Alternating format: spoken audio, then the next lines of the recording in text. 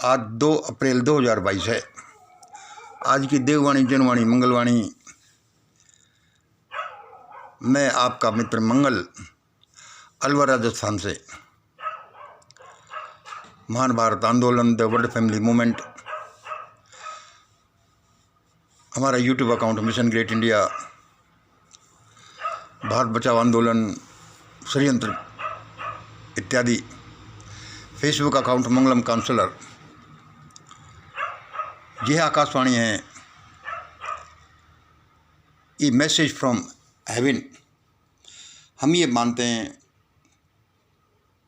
कि ये जो शब्द हम बोल रहे हैं वे आकाश से आए, उस परम के पास से आए, और ये हेवन के शब्द हैं, क्योंकि इनका डिजाइनिंग ही इस तरह से किया गया है। इनका डिजाइनिंग मैंने ही नहीं किया, परमात्मा ने करवाया है। सुनिए, यह भारतवर्ष, यह भारतवर्ष, हिंदुस्तान, इंडिया, ये आर्यावर्त, यह हमारा देश है।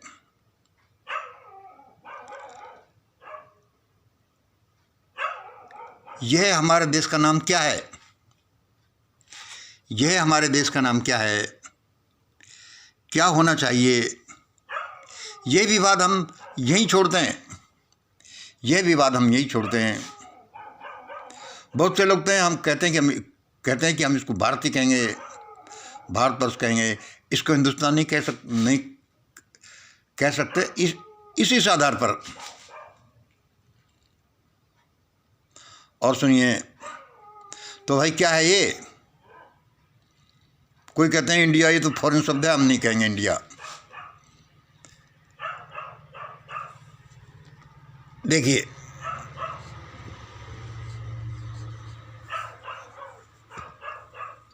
दूसरा पेन ले लूं।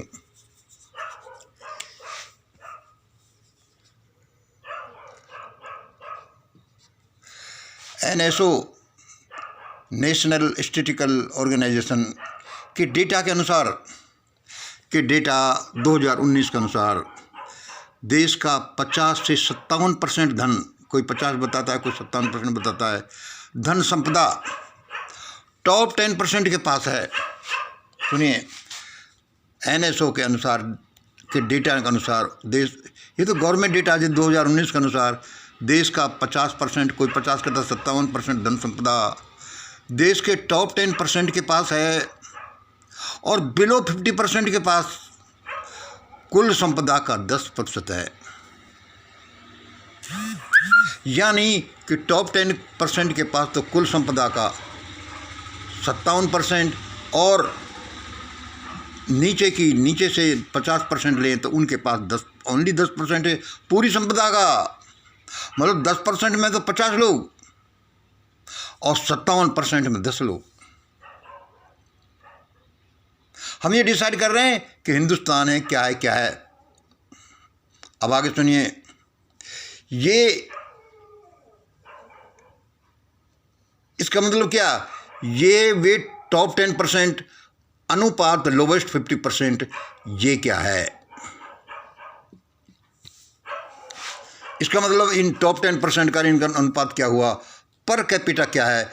ये भाई हुआ 57/10 अनुपात, रेशो 10/50।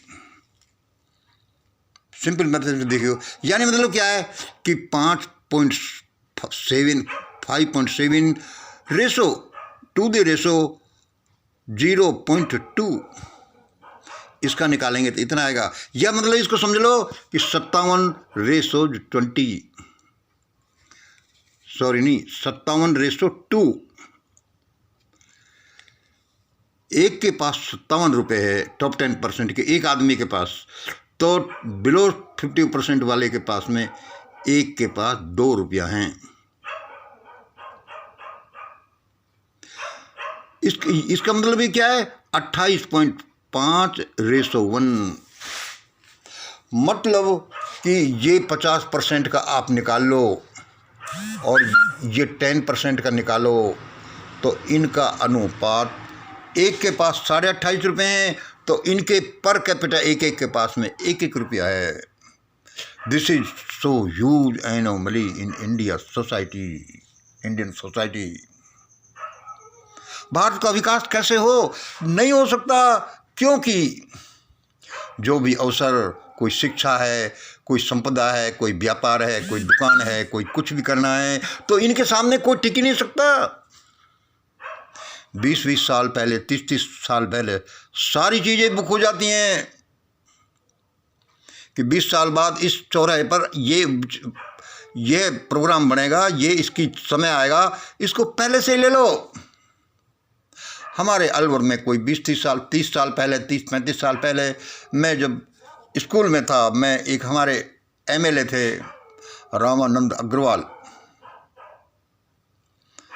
बड़े अद्भुत जिनके भाषण होते थे।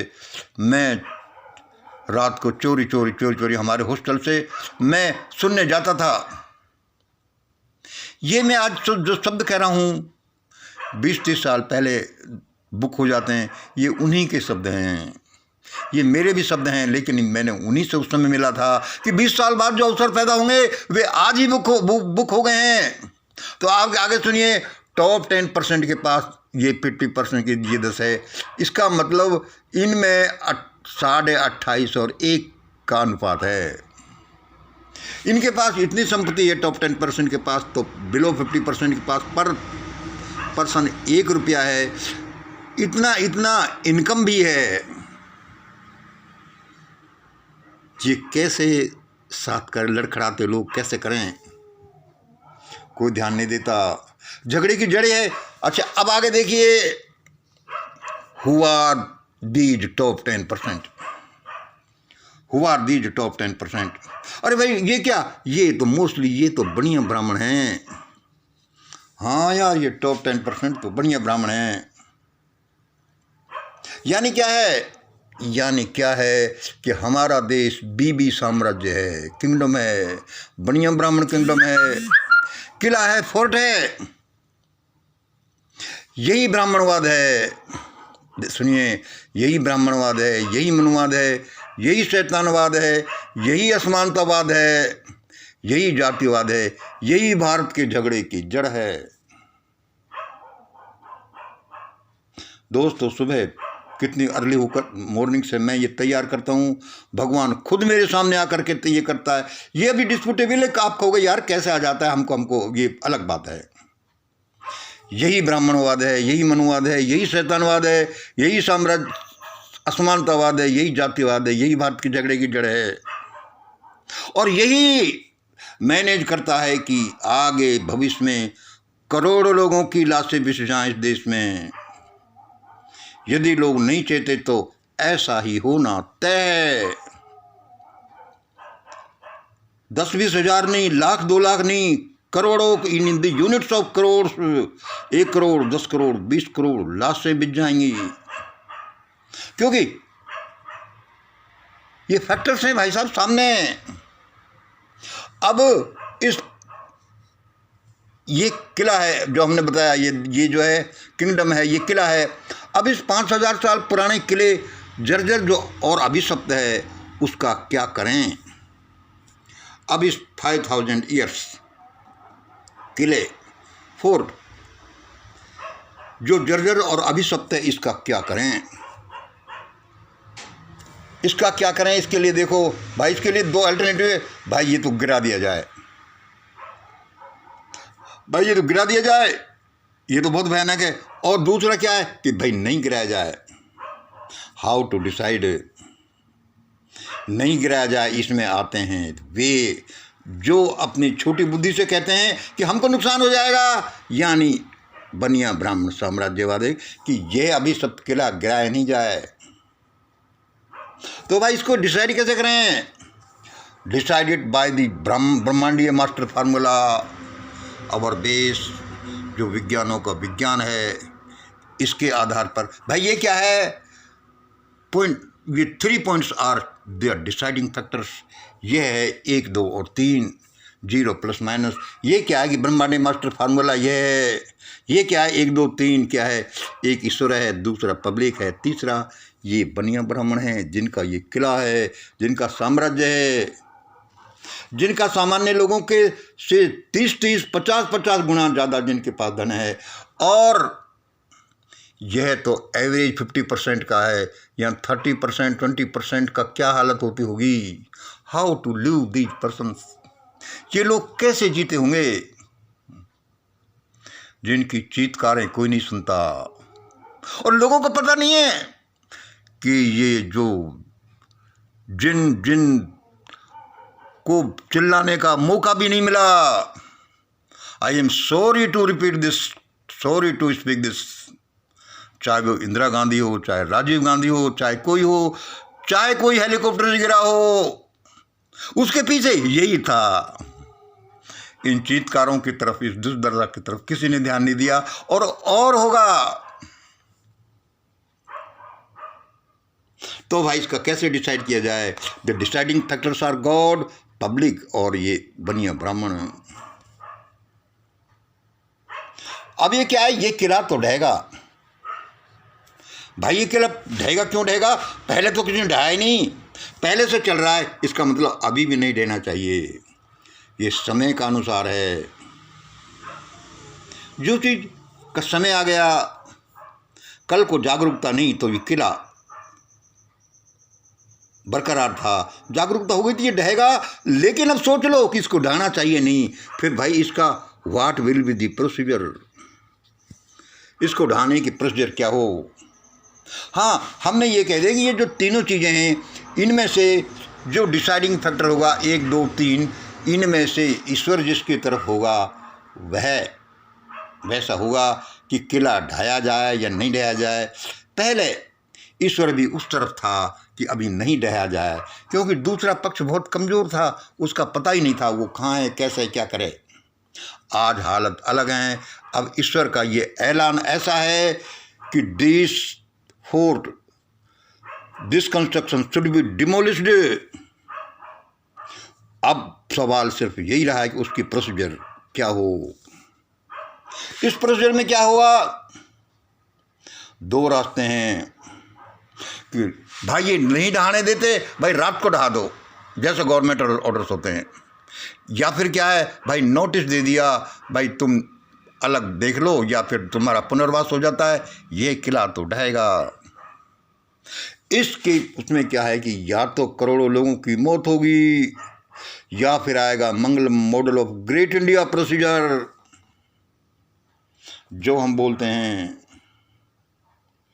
करोड़ों लोगों की मौत होगी। इसमें क्या बहुत कुछ आ सकता है, गृह युद्ध भी आ सकता है, बाहर का एक्सटर्नल अटैक भी आ सकता है, परमाणु बम का हमला भी हो सकता है, प्राकृतिक प्रकोप हो सकता है। Because everything lies in God. वह ईश्वर इसको पूरा करने के लिए प्राकृतिक प्रकोप भी भेज सकता है, महामारी भी भेज सकता है, भूख और गृह युद्ध भी भेज सकता है। ये सारे उसी परमात्मा की लीला है, वह क्या करना चाहता है। और वो यदि उसका यह है कि ये पुराना अभिशप्त किला ढहाया जाए तो वो ऐसा ही करेगा। इसमें है, एक है करोड़ों लोगों की मौत, दूसरी तरफ Mangalam model of great India procedure है, उससे भारत महान और दुनिया का सिरमौर बनेगा और किसी को कोई दिक्कत नहीं होगी। क्या होगा, ये दोनों पर निर्भर करता है कि लोग कितना मानते हैं कितना नहीं मानते। इसमें बहुत से मरेंगे भी, क्योंकि तुम किस किस को समझाओगे, और दूसरे अपनी अपनी किस्मत। इसलिए मैं कहता हूँ, इसलिए मैं चिल्लाता हूँ, ये एक दिन का डिजाइनिंग नहीं है, ये मेरा अकेले का डिजाइनिंग नहीं है, 138 करोड़ लोगों के लिए डिजाइनिंग है। ये परमपिता परमेश्वर जो इसी ग्लोब का नहीं, भारत का नहीं, इसी यूनिवर्स का नहीं, crore trillions and trillions galaxies का जो संचालन करता है, मालिक है, उसके कंसल्टेशन से ये प्रोग्राम है। इसके लिए यही सुनो, समझो, अमल में लाओ। क्या देववाणी, जो क्या है जनवाणी है, वही मंगलवाणी है, वही प्रेमवाणी है, वही दयावाणी है, वही सत्यवाणी है, वही विज्ञानवाणी है, वही कल्याणवाणी है और वही सुनना पड़ेगा। करोड़ों लोगों की दर्दनाक हाहाकार के बाद सुन लो या आज सुन लो, होगा तो ऐसा ही।